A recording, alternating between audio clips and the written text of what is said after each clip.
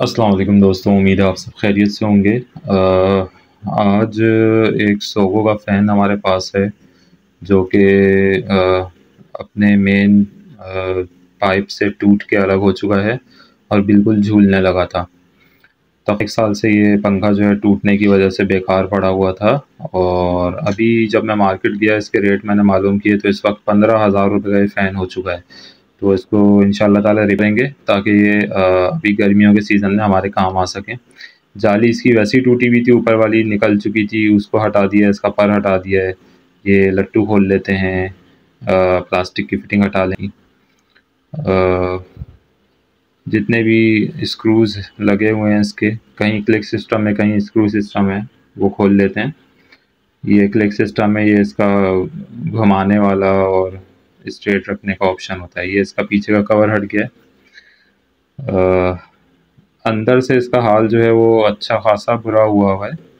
इसकी बॉडी जो है वो टूट चुकी है, मेरा ख़्याल है मेन चैम्बर में से इसकी जो बॉडी है वो टूट के अलग हो चुकी है और बज़ाहिर ये लग रहा है कि ये इसकी घूमने वाली पिन होती है, इसको निकाल लेंगे। फ़िलहाल तो ये लग रहा है कि इसको शायद किसी मज़बूत चीज़ से जोड़ना पड़ेगा ताकि ये अपनी जगह पर वापस आए।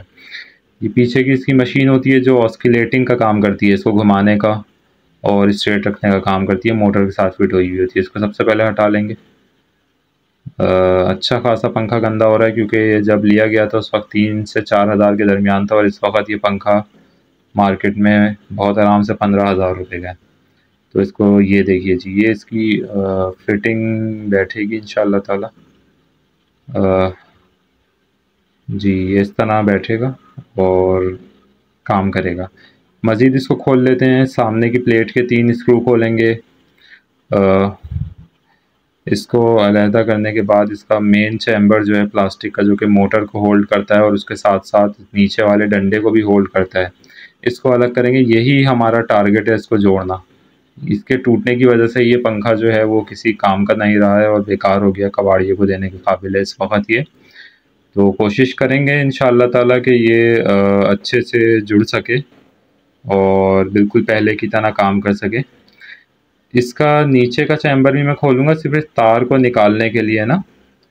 अब इतना ज़हन उस वक्त नहीं चलता, तो मुझे लगा कि ये तार कहीं जो है इस नीचे वाले चैम्बर में कहीं जॉइंट हुआ होगा, जो कि इसका कंट्रोल पैनल समझ लें आप एक तरह से, ये कंट्रोल पैनल इसका। तो पहले तो इसका ये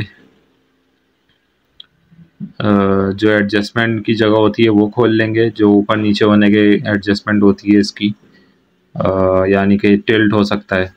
उसके बाद इसका ये कंट्रोल पैनल जो है ये भी मैंने खोल लिया था पूरा, इससे भी इस वजह से कि ऐसा लगा कि ये जो इसका तार है ये कहीं अंदर जुड़ा हुआ होगा। तो पैनल को जब इसके खोला तो अंदर जाके ये इंकशाफ हुआ कि ये जो वायर इसके अंदर, क्योंकि ब्रांडेड चीज़ है, सोगो कंपनी का है और ब्रांडेड चीज़ की यही बात होती है कि उसमें हर चीज़ बहुत ही अच्छे तरीके से यूज़ हुई होती है। तो ये देखिए जिसका वायर एक क्लिक सिस्टम से लगा हुआ था, ये ऐसे ही क्लिक से बाहर आ जाता, उस चैम्बर को खोलने की ज़रूरत नहीं थी। बहरहाल जब खोल लिया था तो मैंने इसको ब्लोअर वगैरह मार के अच्छी तरह से साफ़ करके दोबारा बंद कर दिया इस चैम्बर को। इसको खोलने का कोई काम नहीं था, सिर्फ इसकी मेन जो हड्डी समझ लें या जो मेन मोटर के साथ जो चैम्बर है ये मेन चैम्बर है, इसको जोड़ना हमारा मकसद है। इसको मैंने निकाल लिया है अच्छे से बाहर और ये चैम्बर इसकी ये बेस वाला जो पार्ट है उसके साथ जुड़ेगा।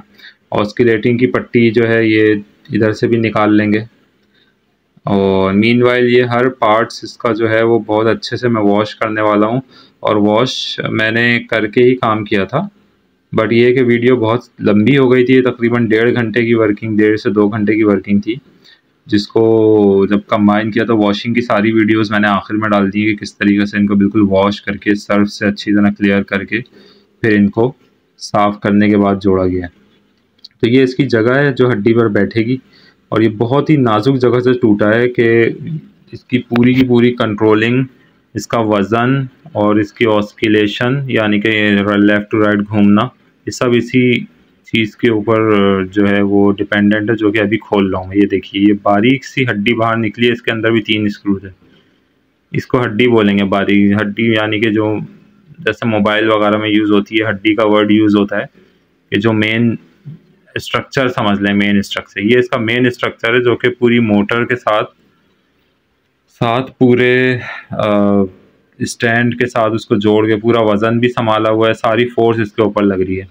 अब ये बस थोड़ा सा कंपनीज़ का भी ये होता है कि ऐसी जगह ज़ाहिर है फुल प्लास्टिक बॉडी है, कंपनी ये तो क्लेम नहीं करती कि आप उसको, अब ज़ाहिर है घर में जो है वो इस पर वज़न वगैरह डाल के खींचा तानी में ये चीज़ टूटी है। तो इसको मैंने बहुत अच्छे से इसकी अपनी जगह पर बिठा लिया है। टूटने की मेन जगह ये है जो आपको नज़र आ रही है, इसी को हम सिर्फ एल्फी से जोड़ रहे हैं। और ये 15,000 रुपये का पंखा जो है मेरा ख्याल है 20 रुपये की भी एल्फी इसमें यूज़ नहीं हुई, सिर्फ 10 रुपये की कॉस्ट ही समझ लें इसके अंदर, या शायद उससे भी कम, क्योंकि ये एल्फी भी जो है ना 50-60 रुपये की पूरी बड़ी वाली बॉटल मिली है। तो लेस दैन 5 रुपीज़ के अंदर इंशाल्लाह ताला ये पंखा रिपेयर होगा। चलें सर्फ की कॉस्ट भी डाल लें, 10 रुपीज़ के अंदर इंशाल्लाह ताला ये हमारा 15,000 रुपये वाला पंखा जो है वो बिल्कुल न्यू हो जाएगा, जैसे आपने अभी ख़रीदा हो। तो चैम्बर को जोड़ के अच्छी तरीके से मैंने वापस लगाया है, 3 स्क्रू इसके वापस लगाए हैं। मेन और जो अहम तरीन हमारा काम था वो हो चुका है कि ये जो लटक रहा था मेन चैम्बर से, इसकी जो कनेक्टिंग रॉड है नीचे वाली वो टूट चुकी थी, तो उसकी जो हड्डी है वो हमने जोड़ी है। अब वो हड्डी इसके ये जो बराबर में रखा हुआ है, इसकी एडजस्टमेंट इसके अंदर जाएगी, इस टाइट होगी, और फिर ये एडजस्टमेंट इसके पोल के अंदर जाएगा, और वो पोल में टाइट होगा तो ये पंखा इंशाल्लाह ताला हमारा रेडी टू यूज़ हो जाएगा। वायर इस तरह से घूम के आया हुआ था, वैसे ही लगा देंगे, अच्छे से ग्रुप के अंदर फंसा हुआ था, क्योंकि ब्रांडेड चीज़ है, ब्रांडेड चीज़ कॉम्प्लिकेटेड भी होती है और उसकी मेकिंग और उसकी बनावट कॉम्प्लिकेटेड भी होती है और उतनी ही प्रोफेशनल भी होती है। तो ये जो हड्डी है जो घूमने का भी काम करती है, यहाँ पे मैंने लगाया थोड़ा सा ग्रीस, ताकि ये घूमने में इसको प्रॉब्लम ना हो जब ये वेट लेके घूमती है। ये देखिए जी, ये नीचे 3 स्क्रू नज़र आए थे आपको अभी, इस पर एक ये पट्टी सी बैठेगी प्लास्टिक की, और इसके फिर बारीक बारीक 3 स्क्रू इस पट्टी के ऊपर टाइट होंगे, जो कि एज अ वॉशर का काम करती है, यानी कि इसको डीअटैच होने से रोकती है। छोटा सा टुकड़ा है प्लास्टिक का, बहुत ही छोटा सा, उसके अंदर भी बारीक बारीक 3 स्क्रू हैं। बड़ी डिटेल्ड वर्किंग है इसकी, ज़ाहिर है ब्रांड है तो उस हिसाब से ही इसकी मेकिंग हुई हुई है। बट इंशाल्लाह ताला कोशिश है कि ये अपनी ओरिजिनल स्टेट के अंदर वापस आ जाए ये पंखा। एक्स्ट्रा ग्रीस को यहाँ से रिमूव कर लेंगे। अब इसका मेन काम जो है, अहम काम, वो हो चुका है। अब इसकी ये जो पट्टी होती है लोहे की ऑस्किलेटिंग, जो कि इसको घुमाने में हेल्प करती है,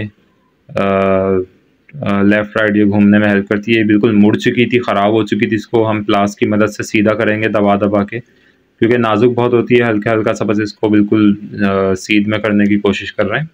अच्छा, मेन काम वहाँ पे हो चुका है। अब ये दूसरी सारी जो वीडियोस जो वॉशिंग की थी वो सब एक जगह मैंने कर लिए थे सारे पार्ट्स, तो मैं जल्दी जल्दी दिखा देता हूँ आपको कि इसकी ग्रिल और सारी चीज़ें बेइंतहा गंदी हो रही थी, क्योंकि ये तकरीबन 1.5 साल से जो है ना वो एक तरह से समझ लें कि स्टोर रूम में कबाड़ में पड़ा हुआ था।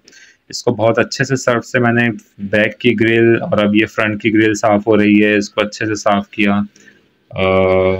थोड़ा सा हार्ड सर्फ का पानी बनाया था कि स्टेन वगैरह जो हैं वो बहुत जल्दी से इसके रिमूव हो जाएं।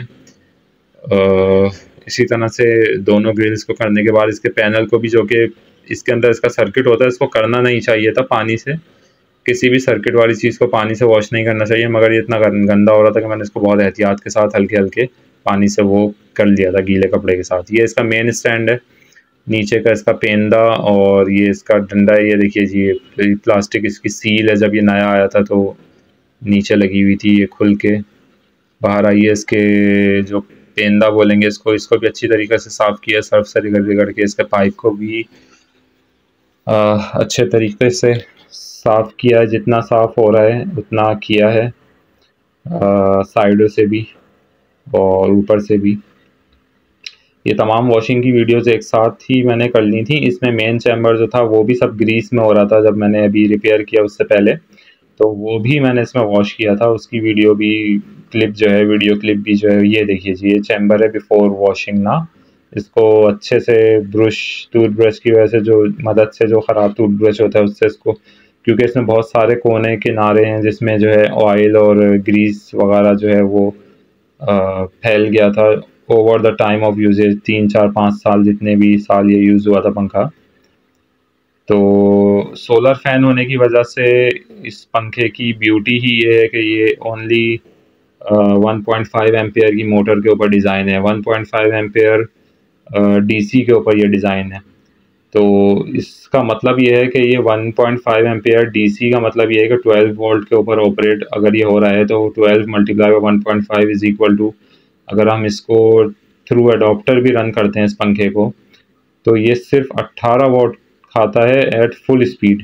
अगर आप इसको फुल स्पीड पे ऑपरेट करेंगे तो ये 18 वॉट कंज्यूम करेगा के इलेक्ट्रिक से भी, जो कि इस वक्त रिकॉर्ड मिनिमम यूजेज है। इसी वजह से सोलर की जो चीज़ें होती हैं, सोलर की जो अप्लाइंसेस होती हैं, वो डिज़ाइन ही जो है वो डीसी डायरेक्ट करंट के ऊपर होती हैं। और डायरेक्ट करंट जो है, ये आप गूगल पे भी जाके पढ़ सकते हैं कि डायरेक्ट करंट की जो भी अप्लाइंसेस होती हैं, they are efficient, they are more efficient than alternating current appliances.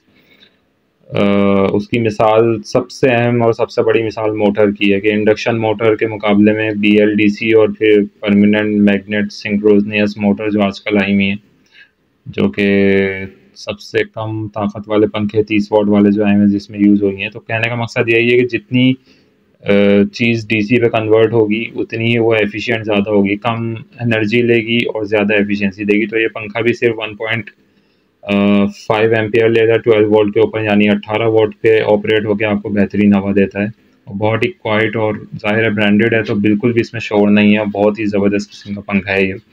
इन चीज़ों को सबको वॉश करने के बाद इसकी सारी चीज़ों को वैसे ही मैंने लगा दिया। ये ऑस्किलेटिंग पट्टी है, जिस तरह से खोला है चीज़ों को वैसे ही वापस किया, कोई इसमें रॉकेट साइंस नहीं है।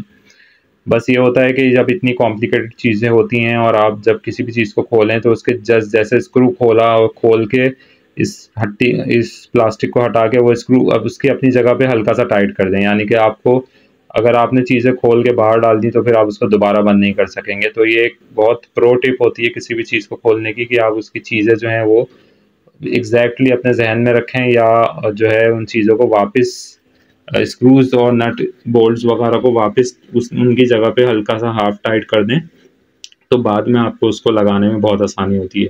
जिस तरह से खोला था उसी तरह से उसको फिट कर रहे हैं। बहुत ही जल्दी में इस वीडियो को कवर किया, वरना 2-2.5 घंटे की वीडियो हो रही थी। इस तरह से ये जाली को लगा देंगे वापस जिस तरीके से खोला था, इसका पड़ लगाएंगे जिस तरीके से खोला था, घुमा के चेक कर लेंगे। अल्हम्दुलिल्लाह कोई इसमें ऑब्स्टेकल नहीं है, बिल्कुल फ्रीली घूम रहा है बहुत ही तरीके से। फ्रंट की ग्रिल लगा लेंगे। साफ़ सुथरा होने के बाद आप इसकी कंडीशन देख सकते हैं कि ये शोरूम कंडीशन हो चुका है पंखा। आगे जाके उम्मीद है इंशाल्लाह ताला काम भी ठीक करेगा। जाली को नीचे से टाइट किया है, इसमें एडजस्टमेंट होता है टाइट करने का, साइड से पूरी प्लास्टिक की पट्टी के साथ ये बनी हुई होती है। हमारा ऊपर का हिस्सा इसका बिल्कुल अल्हम्दुलिल्लाह सेट हो चुका है। अब इसका जो है इसको स्टैंड पे लगाएंगे, इसका स्टैंड असेंबल कर लेंगे। स्टैंड के अंदर जो है इसमें, अच्छा स्टैंड पे लगाने से पहले हाँ इसको चेक किया था मैंने पावर देके। ये मैंने अडोप्टर से पावर दी है इसको, ये देखिए जी 5 के ऊपर पंखा ऑपरेट कराया है और बहुत ही स्मूथली चल रहा है। ये 9 पे लेके गया हूँ मैं। इसकी LED लाइट भी है इसके अंदर, ये भी काम कर रही है, टाइमर भी काम कर रहा है इसका, इसकी स्पीड भी काम कर रही है, ऑन ऑफ का बटन भी सही काम कर रहा है। तो चेक भी कर लिया है। ये टूटा हुआ लटका हुआ पंखा हमने सिर्फ 10 रुपये के अंदर शोरूम कंडीशन में दोबारा रिपेयर कर दिया है। बस सिर्फ इतना सा है, अब इसको ख्याल करना पड़ेगा, या घर वालों से या जहाँ भी ये यूज़ हो रहा है उनको कहना पड़ेगा कि इसके साथ कुश्ती वगैरह ना लड़ी जाए मज़ीद, क्योंकि ये एक दफ़ा रिपेयर हो चुका है तो ज़ाहिर है वो नाजुक होगा, वो बात नहीं होगी इसमें। बट अल्हम्दुलिल्लाह ये बिल्कुल सेट हो चुका है और अगर एहतियात से इस्तेमाल किया गया तो ये सालों चलेगा। और ये 15,000 रुपये वाली चीज़ जो है ये हमने 10 रुपये के से भी कम के अंदर घर में ठीक कर लिए। वीडियो को लाइक कीजिए, वीडियो अच्छी लगे तो चैनल को सब्सक्राइब कीजिए और हमें सपोर्ट कीजिए। शुक्रिया।